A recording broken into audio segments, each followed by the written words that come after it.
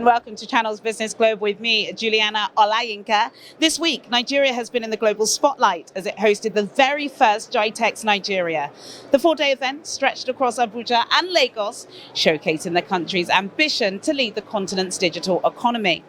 We begin in Abuja, where government leaders and industry figures gathered for the Government Leadership and AI Summit. The Federal Capital Territory set the stage with policy discussions and strategic vision. From AI integration to regional collaboration, the message was clear. Nigeria wants to anchor a $1 trillion digital economy. The Honourable Minister of Communications, Innovation and Digital Economy, Bosun Tijani, called for a continental AI policy to avoid development gaps. Clear risk for our continent, Africa, if we're not deliberate. AI will widen the gap between nations around productivity. Countries that are already ahead will move even faster, and those that are still catching up will find it even more difficult to catch up. And there's only one way I'm able to illustrate this for those who know, you probably know, and it's agriculture. In Nigeria today, the average maize yield is about 2.5 tons per hectare. So for the average farmer in Nigeria, when we cultivate, we get about 2.5 tons out of 1 hectare. South Africa on the African continent is slightly ahead, and South Africa is getting about 5 to 6 tons per hectare. I had the privilege of visiting Brazil just a few weeks ago, and Brazil is already pushing 10 to 12 tons per hectare. And many people may imagine that perhaps this is being driven by GMO, which is not necessarily the case. The difference is not in land or even in rainfall. It is simply productivity. And that productivity is being powered by precision agriculture, which is driven by connectivity, data, and more increasingly, artificial intelligence.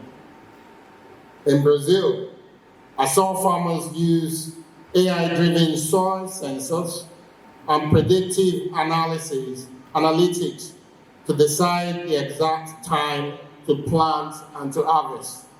I think the most surreal example for me was actually to see a machine that is being used on this farm that I visited to apply herbicide, reducing the quantity of herbicide that is used on the average farm by almost 95%. Imagine how much you can save from that.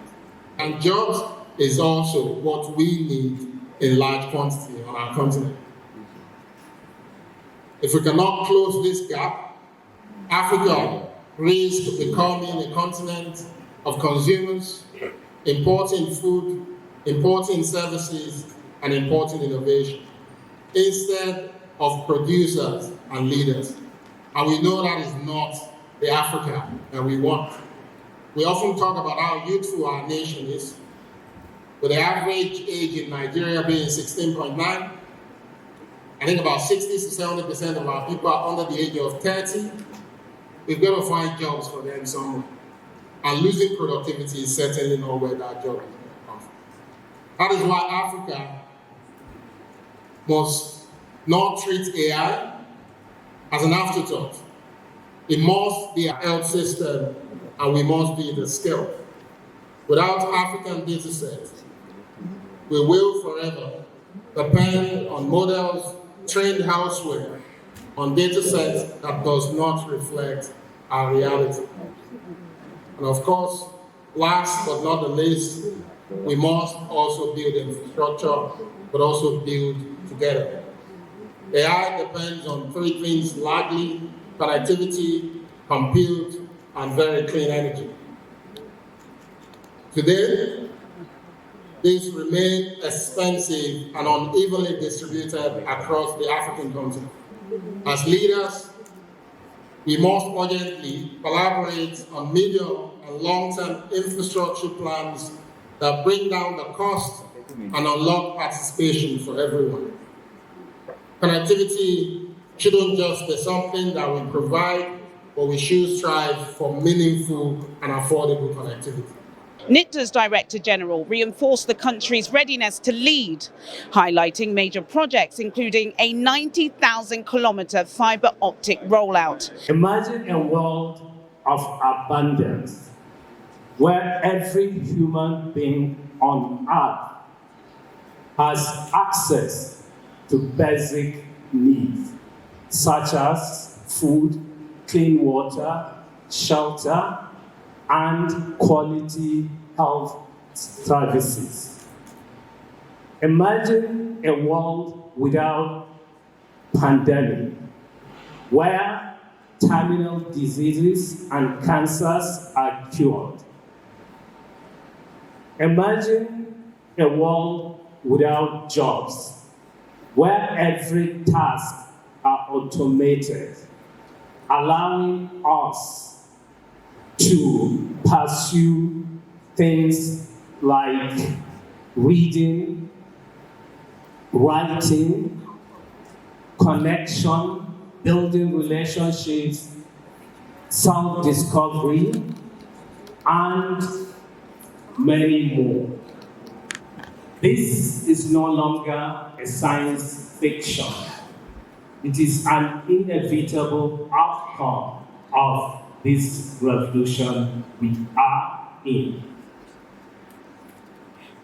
The first one was built on steam and factories, where the world economy grew from 1% or less than 0.1%, to 0.5% yearly. We also look at how we can harness that talent to build our digital offerings in country. The second capability we need to look at is the infrastructure. Under the infrastructure, we need to look at the connectivity, we need to look at data storage, we need to look at algorithm, we need to look at compute power. In the area of connectivity also, we have so many initiatives like the project Bridge to connect the unconnected, to make sure every Nigerian is part of this revolution.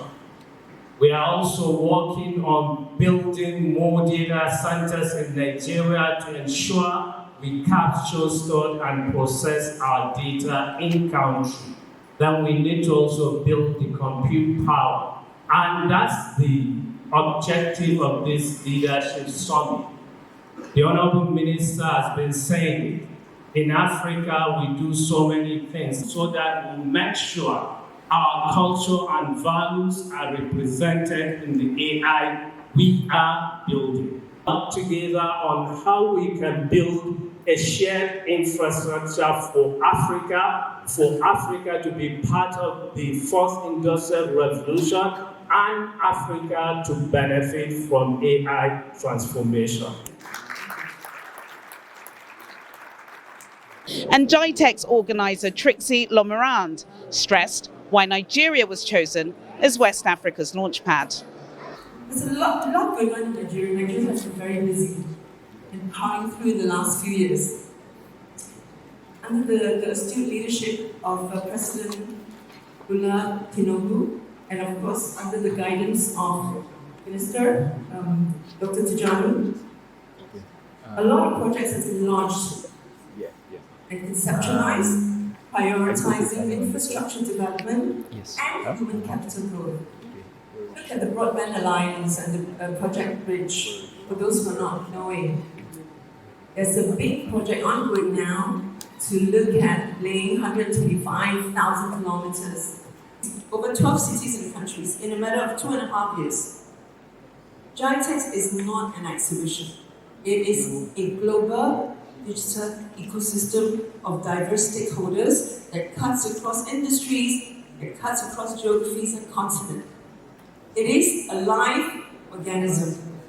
It grows every day with a network of relationships and powerful investors that we meet everywhere we go. And if you look at the speed of change in the AI phenomenon, every day, the global competition worldwide is quite frightening. You get new companies emerging every day. You get cities and countries launching new initiatives every day. Well, I think Nigeria is definitely leading in the areas of innovation and digital economy, and of course creative economy, where I'm responsible. And we actually acted with Gitex to create a creative economy side of Gitex Nigeria, which is holding a landmark on Wednesday and Thursday this week.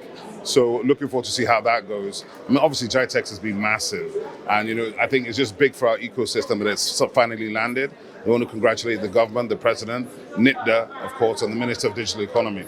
He just gave a very strong keynote. And I think one of the things is definitely this, is that Nigeria definitely is showing significant leadership on the continent and globally in terms of AI and emerging technologies and strategy. I mean, from our perspective in the creative economy, we just launched the Council for Creative Technology Futures, which has 11 world-class Nigerians, globally based and locally based, from investment bankers to IP experts to AI experts, film directors, people from the music industry. So you have a full sort of thing because I believe that these technologies are going to impact our sector more than anybody else. Of course, it affects workforce and consulting and all of that, but the way it's going to affect storytelling, narrative, content, culture is absolutely immense, and we have to be prepared now. I think you see that there's a national AI policy, which most countries have not yet produced on the continent. Have you read it? I have indeed. And it's one of the things we're using in terms of the work with the Council for Creative Technology Futures, because we're aligning to government policy. The National Digital Economy Policy is very strong, and there's an AI Academy where they've gathered 3,000 AI experts who are Nigerian, who are collaborating together to build for the future. I think the key is building solutions. The key for Africa is building solutions, not waiting for anything, building solutions and building forward. And that to me is what is key. That was Abuja, where the focus was on vision and policy. But back here in Lagos, the conversation turned to deals, innovation, and a festival of startups. When we came in this morning, when I looked at the crowds, I couldn't believe my eyes. The vigor that was there from the public here to just come and see what Gitex Nigeria was all about was crazy. The footfall. And usually in Dubai, around this time, people start leaving, but people are still coming. And the kind of conversations we've been having, not only with customers, but people who are curious to know what we do, they just stop to talk. And you can see the genuine interest in people wanting to learn. And the younger generation especially, when we tell them what we do, they're like, wow. This is our first time in Nigeria. And we've met the regulators for data protection in Dubai earlier this year in GISEC. And we fit right into what they're trying to do from a regulation standpoint. And every entity in Nigeria today needs to comply. So there's huge potential for us to grow. And what I want to do in a new region is give this opportunity to the younger generation. Hire some young Nigerian brains, give them an opportunity to learn and grow with us. SecPoint is our distributor, so they represent us locally here, and we'll find ways to hire people. We want to meet more customers, partners, because we work with the channel ecosystem, the IT channel ecosystem. And I'm more interested in meeting the youngsters to see what's on their mind. And this is a career path for them. And if they are on the cybersecurity career path, there's huge potential for them to grow. Yeah, and that's really exciting and interesting to see. The atmosphere here in the Echo Hotel Convention Centre and at the Landmark Centre was electric, as I'm sure you can tell, with packed halls, buzzing aisles, and entrepreneurs and investors making connections. Tech giants, including Google, IBM, Cisco, Meta, MTM, and AWS, unveiled new solutions.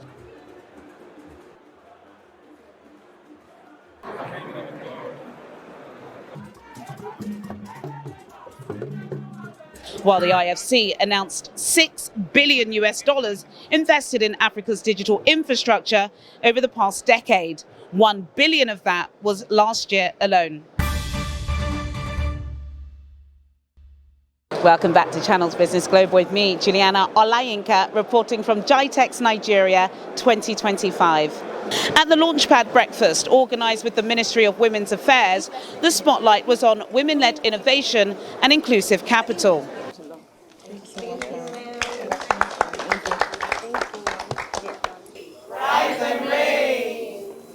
The best entrepreneurs are not yet born. The best governors are not yet born. The best presidents are yet to be born. It could be you.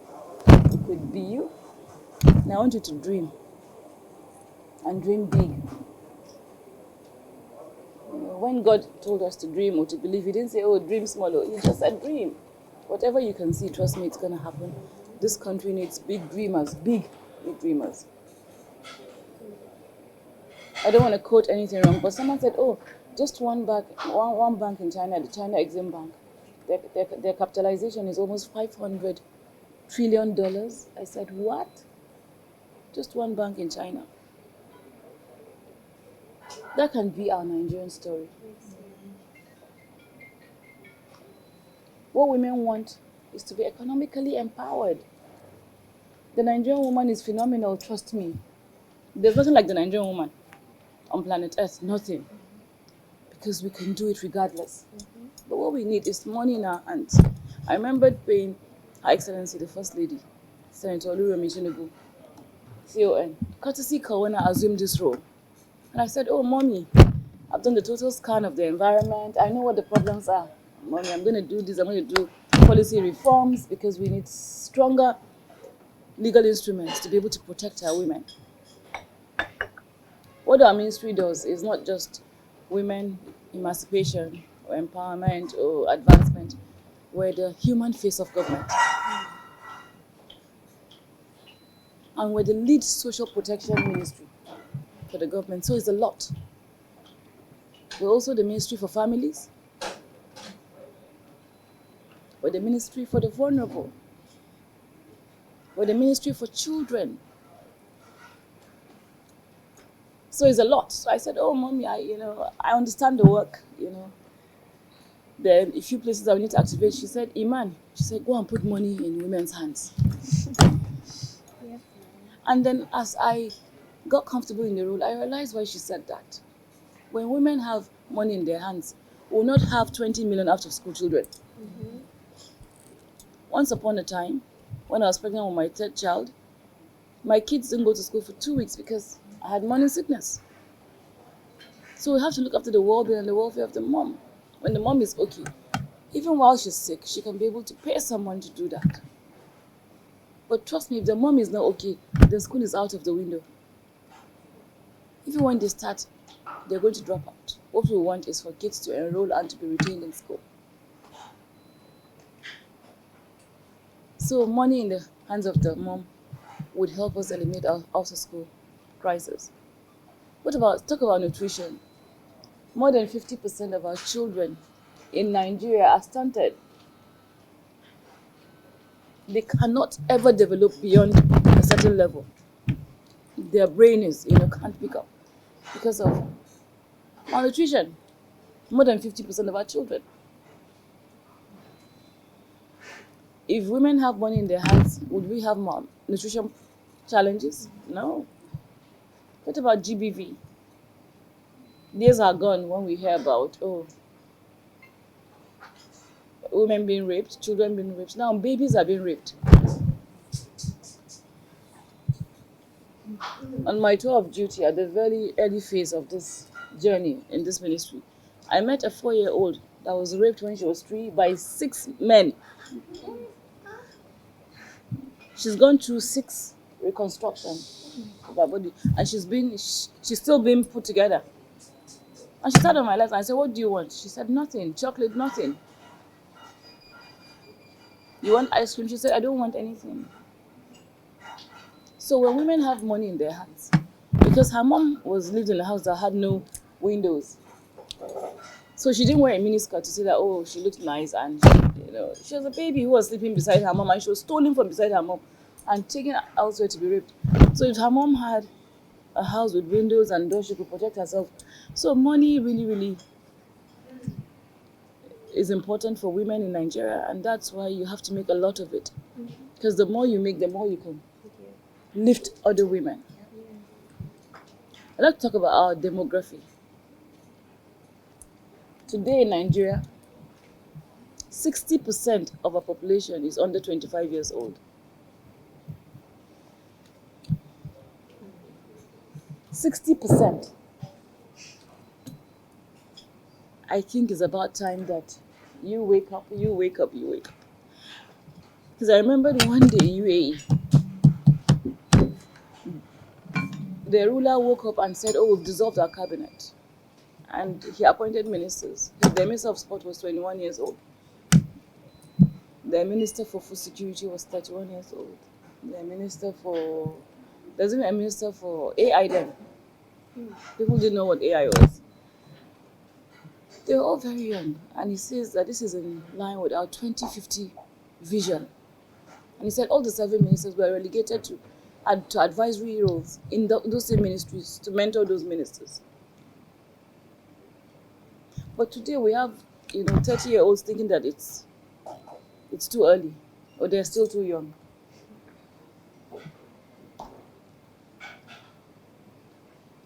And I tell my children, I tell anybody that I have the opportunity of sitting in front of, that it's never too early.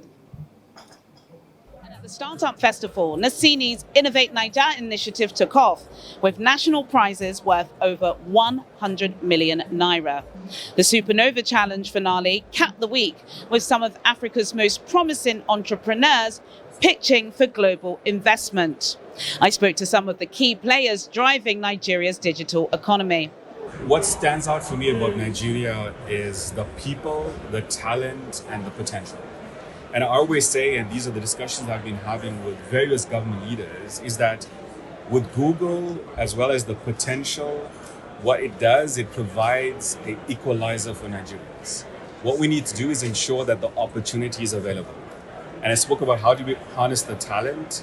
So if you look at the talented youth of Nigeria, and if you look at creativity, AI allows creativity to become world stage. And if you have the youth that can harness the power of AI, the power of Google, and spark that creativity, you will find that solutions being developed in Nigeria will stand on world stage and will be supporting, huge business impact around the world. And this is what puts Nigeria on global stage for me. I kind of feel, are we that way with fintech in Nigeria, where it's kind of like, yeah, guys, it has done great. You've got the unicorns, Flutterwave, etc. We love them. But is it time now to move on? And if it is, where do you think Nigeria should be developing? I think if you look at the potential of Nigeria, we tend to ignore some industrial sectors that are in the heart of Nigerian economy. So if you take agriculture and precision agriculture, and if you look at what developers or tech entrepreneurs can do with agriculture and agri-tech, using some of Google's solutions and AI models, you will find that Nigeria will be able to develop solutions that can be exported, right? So, there's the traditional cool stuff that fintechs and I think the fintech ecosystem in Nigeria has done incredible. Yes. But if you look at the other ecosystem as it relates to agriculture, as it relates to what Nigeria can do, edutech, more important, what Nigeria can do in mining and manufacturing, because all the creativity is here, right? And if you look at harnessing that creativity and packaging it the right way, but more importantly, bringing an opportunity. And I always say that we as industry, and this is what we've been discussing with government, is we have a moral obligation to ensure that we bring the opportunity at the doorstep of Nigeria. And this is what we're doing today. And we started now because we're showing up. And the fact that we showed up as Google is the first step to bringing an opportunity to Nigeria. From Abuja's vision to Lagos's action, Gitex Nigeria has shown the world that this country is stepping forward as Africa's innovation hub. Well, sadly, that's all we have time for today. But as always, do get in touch with your comments and suggestions. I'll see you at the same time next week for more in-depth business analysis on Channels Business Global. Goodbye.